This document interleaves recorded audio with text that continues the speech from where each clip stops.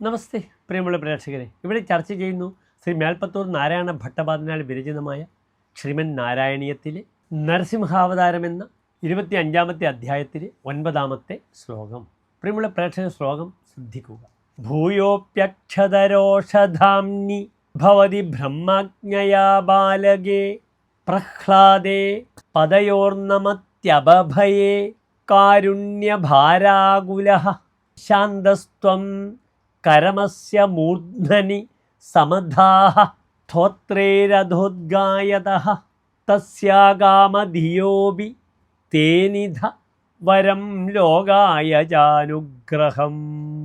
ഇനി ശ്ലോകത്തിൻ്റെ പദച്ഛേദം ശ്രദ്ധിക്കുക. ഭൂയഃ അഭി അക്ഷതരോഷധാംനി ഭവതി ബ്രഹ്മജ്ഞയാ ബാലകേ പ്രഹ്ലാദേ പദയോഃ നമതി അപഭയേ കാരുണ്യഭാരാകുലഃ ശാന്തഃ ത്വം കരം അസ്യ മൂർധ്നനി സമധാഃ സ്തോത്രൈഃ അധ ഉദ്ഗായതഃ തസ്യ അകാമധീയഃ അഭി തേനിധ വരം ലോകായ ച അനുഗ്രഹം.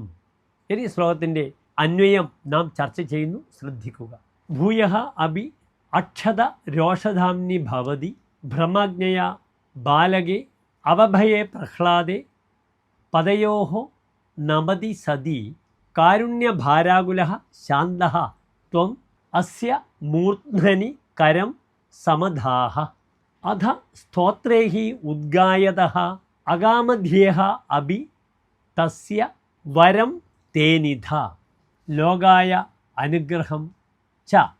അടുത്തതായി ശ്ലോകത്തിൻ്റെ സാരാംശം പ്രിയമുള്ള പ്രേക്ഷകർ ശ്രദ്ധിക്കുക.